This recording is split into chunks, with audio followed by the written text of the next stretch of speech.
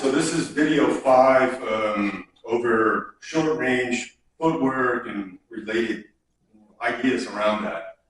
So we're going to kind of summarize some of this stuff with this video here, and after that, then there will be a couple other video series that went over throws and execution of throws with kicks and strikes, and really getting into the grappling and striking more. And then there will be some other videos over combinations of kicks and strikes and things like that. So with this, we have to look at, the first thing is maintaining distance, meaning I don't want him to encroach on me. He comes in, right, and he gets close and he starts trying to hit me, or even if he's at a distance and he's able to kick me in the legs and things like that. And as I keep moving, in other words, I can't maintain the distance. He keeps overwhelming me with movements or things like that, or I keep trying to move to evade those things. With short range kicking and striking, I want to be able to be in, I don't really necessarily have to move away, okay? If I'm doing long range, right, potentially my kicks are going to be from a distance that I'm going to have to try to execute, and then I'm going to have to move inside to get my strikes off. I may move back away to get my kicks, and that's great. It's an excellent way to train, and I've done different types of long-range kickboxing myself, and nothing wrong with that. It works great. This is purely more over though for short range, so that we can facilitate these movements into attachments to destabilize or to break the person down or to trip or to throw them. So we want to be able to strike and kick within the same proximity, right? I want to be able to kick and strike from here. I don't want to have to move away. Now, if I do move, it's going to usually be within, we'll say, the length of my forearm, right? You know, we'll say like this distance here, right? So I may be this far away. I can open up my kicks a little more, but I can easily fall in and make my strikes, or I can make my strikes fundamentally easy enough. So when we talk about maintaining distance, even if he moves in on me, I need to be able to use my tools, my kicks and my strikes at that range. The second part is entering. So some people would, you know, I'm here and he's here, and or even I'm here and he's here, and I'm not touching him, he's not touching me. And so this kind of kicking and striking, they consider that entering, right? I don't really consider that entering. To me, the entering aspect is me being able to control his bridges or his arms or his torso or his legs to execute, to do whatever it is that I want to do. So to me, that's entering. I do have to get the attachment, right? So if you're thinking about, if we go back to maintaining the distance, I'm kicking and I'm striking. Somewhere in here, maybe he blocked my hand. And so from here, I can get this attachment. To me, this facilitates entering. Now from the attachment, so think like I have the attachment, I should be able to still do kicks and strikes, but really I want to start trying to emphasize destabilizing movements and trips, right? So from this range, he's still kicking, and you know, we're still trying to strike and move and do all kind of movements and things like that, and that's great. That's going to move us into the next part, which is the striking grappling. So again, maintaining my distance, kick, and I can strike at the guy, and I stay right here in my own little world. I'm close, you know, it's like I have a wall around me of sort, right? And that's my kicks and my punches. So if he moves in at me, this kind of stuff. I also too was, when maintaining the distance, try to avoid moving backwards, right? If he moves in, I want to try to move around him or to the side of him. Try to avoid stepping back, right? If I keep moving and he keeps moving in at me and I'm stepping backwards, it's easier for him to keep moving forward and apply more pressure or more speed. I don't want to have to deal with that. So if you think like this, he comes in, I want to be able to move to the flank, or he comes in, I want to be able to roll out, right? So I want to be able to, it's like I'm folding myself out, right? So I either come in or I fold me out, right? And I'm expecting him to like make a bigger move. So I'm going to do the bigger move. I'm going to get him to roll out, right? So his front leg, he's going to make that his rear leg, and he's going to turn and he's going to end up facing that way. I do it again. So you look, and what happens is it puts him on my flank side now, right? Both of those situations is the guy's, you know, again, maintaining my distance. And I go to strike at him, and he jumps to my flank. He doesn't even have to do what he just did there. It's good to cover, but he doesn't have to do that. All he's got to do is just avoid all of it.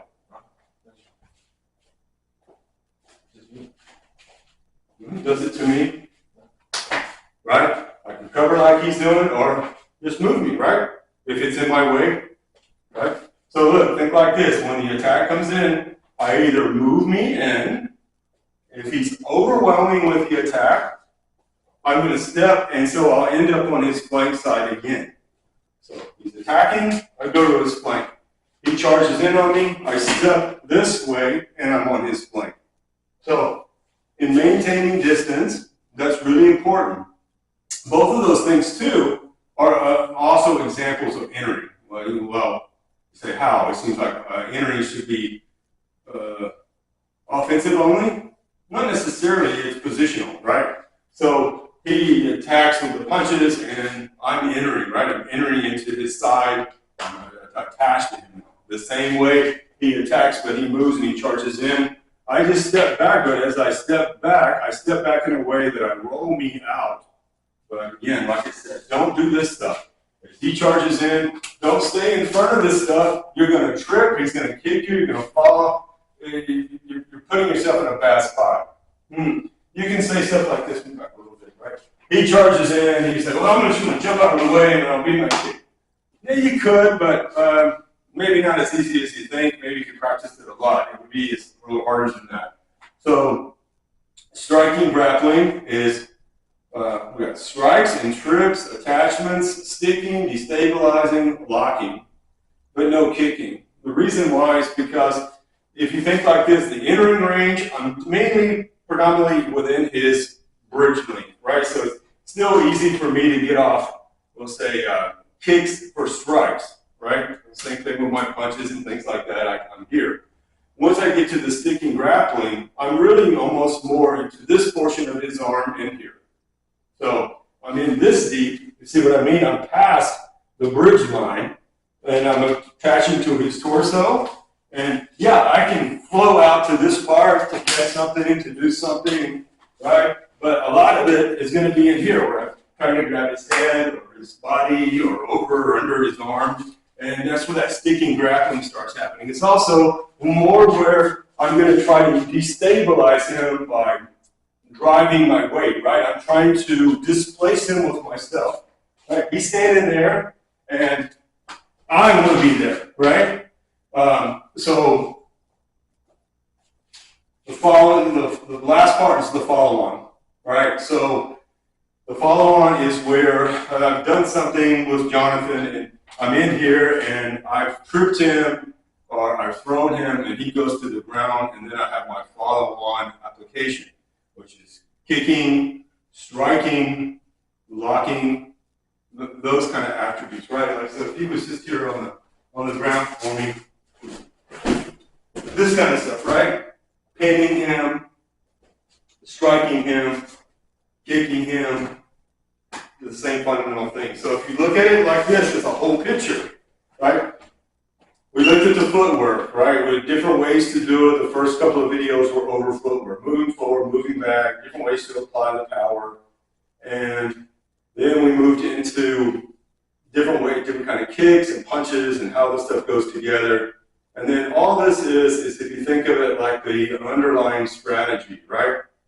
I'm at a distance, and I'm going to maintain this distance. Now you may say to yourself, well, I'm going to maintain this because, again, it's you maybe even want to get away really quick. Maybe you don't feel that moving in at this point is beneficial, right? Or there's more than one person, and you're concerned about getting wrapped up and grappling striking range with this guy, and he holds on to you, and somebody else starts to pummel you or something, right? So I want to be able to kick and strike and be able to look for my exit or wait for him to he charges you, right? Again, right? It's this stuff. I turn me and I get his flank, right? Or I move him when he does something, right? I need to be able to do that. And go back to the entering part, right? So the distance again, we're dealing with this out here, and I've got my reasoning, right?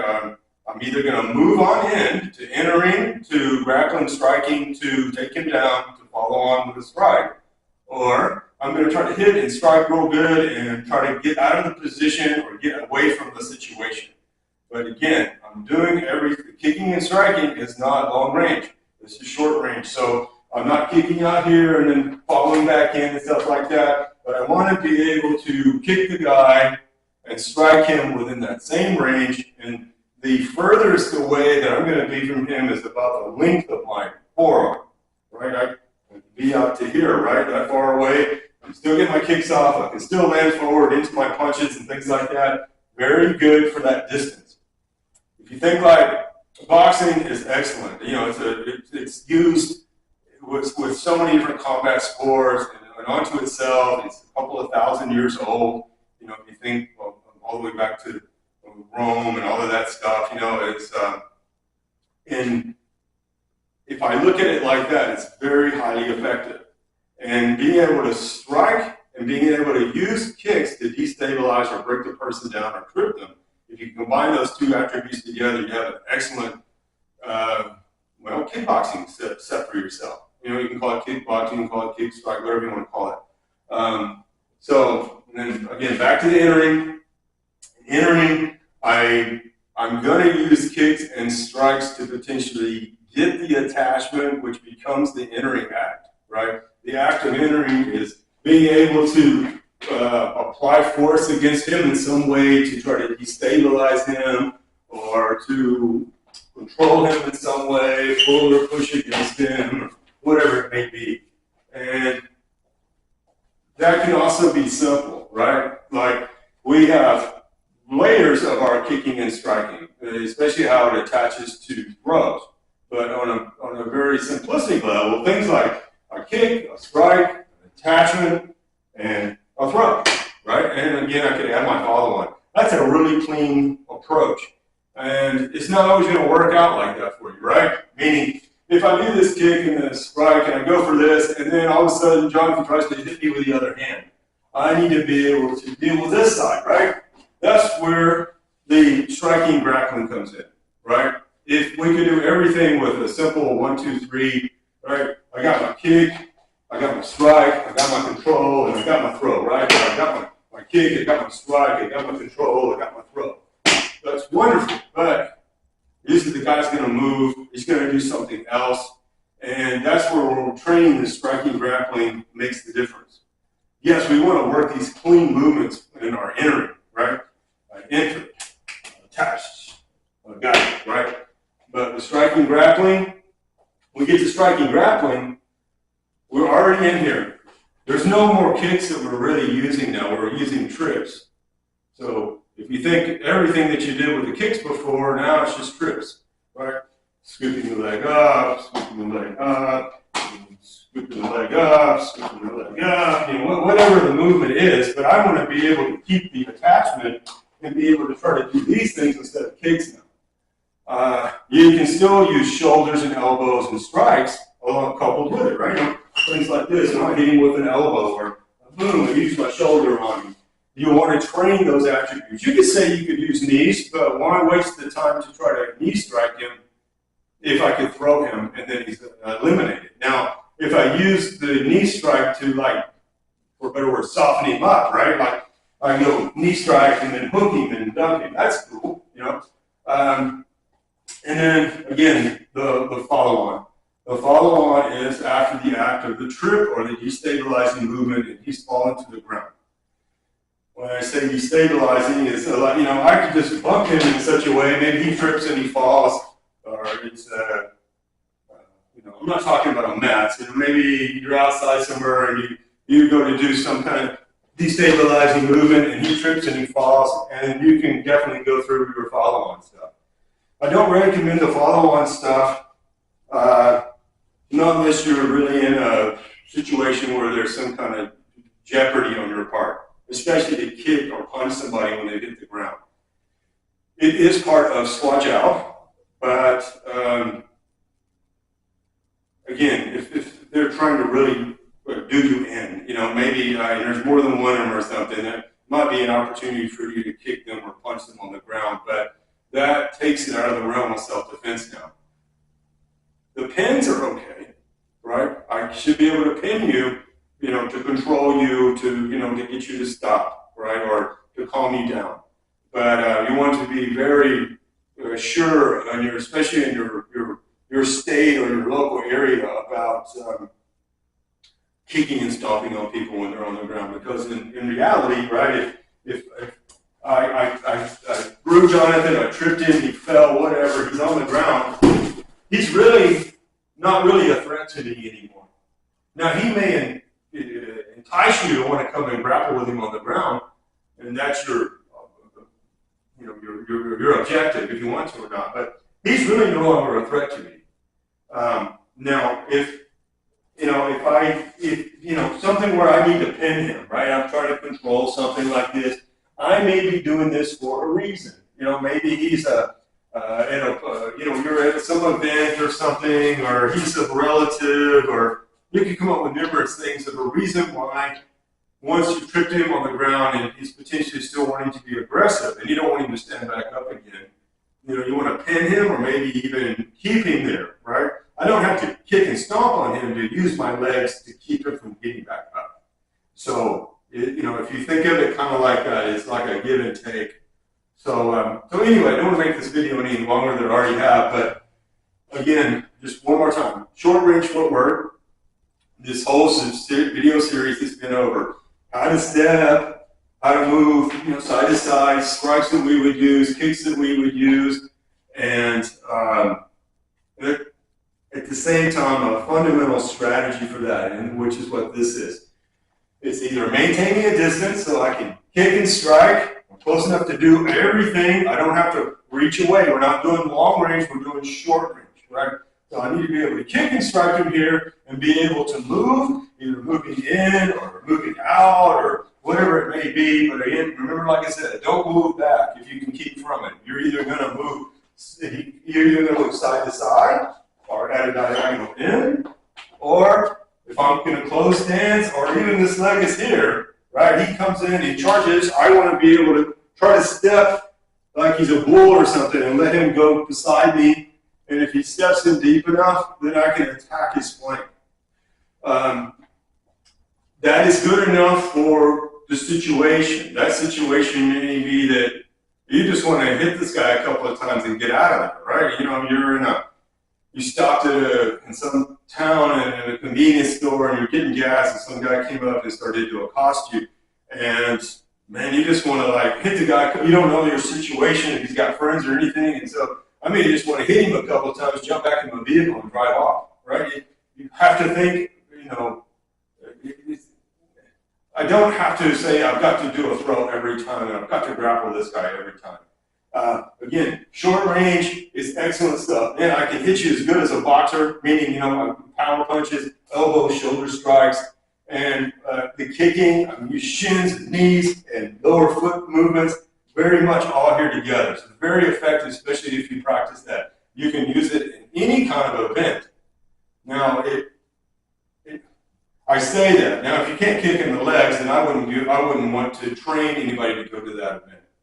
If you can't, I say that. Now, if you have somebody that's beginners or something, if they're not getting kicked in the legs in your class and they're not able to get punched in the face in your class, then probably the training is maybe not as good as it needs to be, right?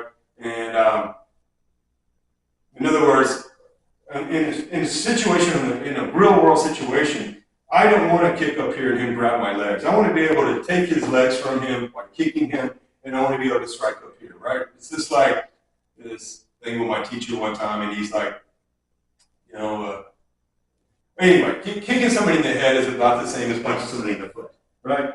I mean, I should be able to just stomp on his foot. That's really simple, right? And punch him in the face. I don't I don't want to do extremes. I want to be able to keep my body as mobile as possible. So then we have the entering, right? In entering, we can use kicks and strikes to get us inside, right? Kicks and strikes to get us inside, to get the attachment, to execute a throw, if that's what we're trying to accomplish, right? I don't want to take him down. Entering should be practiced a lot, right? I use these kicks or I use these strikes to try to get the attachment to his torso or to his bridges or to his legs so that I can grapple and throw him. It's when there's a secondary action that comes about where it becomes striking and grappling, which is the next aspect, right? So again, the entering is clean stuff. Kick, strike, attachment, throw, right? And that's cool if I can get that off. But a lot of times, most times, the guy's not going to be that compliant, or you're not going to be able to catch him off guard that well, or he's going to do something else. He's going to try to pull away from you. He's going to try to hit you with the other hand. That's when this striking and grappling comes about, right? So I try to do something here, and then Jonathan tries to hit me or something, right? And then now he's trying to tussle with me, and I'm tussling with him. And this is when I should be able to strike him, knee him, shoulder strokes, elbow strokes, trips. I'm not relying on kicks anymore. I want to trip him. Now, I may do a knee to soften him up. I really like knees into the thighs. They work really great. I'm not a big of a fan of trying to knee up into the torso for a couple of reasons in this video. I know it's already too long, but these kind of things like this, just smashing his legs, it hurts. And easy to kind of bruise him up or get him to take that step that I want, right? If I smash him like this and he takes that step for me, it might be just what I needed to get that other leg. So striking and grappling is striking, right? Striking, tripping type actions, attachments, sticking actions. Sticking is this kind of stuff, right? I mean, it's an attachment, but when I say attachment, it means more like I'm seizing something, I'm controlling it. Where when I say sticking, it's more like I'm trying to destabilize him by using my body's mass. And then we've got locks, right? Like locks. I'm locking him, spinning with it, or whatever it is that I'm going to do. A lot of locks, you really need a combo. Okay, I'll just leave it at that. And then our follow-on part is kicks and strikes and controls and locks, right? So if you get him on the ground, if you can control him or lock him, but think about this, if you lock him and it's a spree situation and he's not willing to give up, are you willing to break his wrist or dislocate his elbow or his shoulder or to those effect, right? If you've got him on the ground and you've got his wrist like this and he still doesn't want to be compliant, maybe he's just like really drunk or he's jacked up on some drug or something, and are you going to be willing to break this thing? If not, then I would rely more on pins. And, again, if he's being that aggressive, you can still potentially hit him, but please understand, I'm not trying to tell you that, Swajo really does do that. Our MO is that when we throw you, we're either going to hurt you with a throw or you're going to hurt yourself with a throw when you fall, or we're going to hurt you. Or we're going to have follow-on attacks. And those follow-ons are kicking you, striking you, pinning you, and doing locks. Now, to me personally, I don't do any pieces beyond one knee down. There are other people that do swajao that do two knees down. I prefer the one knee down because I'm more focused, again, on mobility. Everything I do is about mobility. Getting in, getting out, moving in a symbiotic way with the person. And I'm not interested in taking people to grappling events, meaning on the ground grappling. Now, if it's a heavy favored kick, strike, throw, like a Sanda event or something like that, and there's minimal stuff on the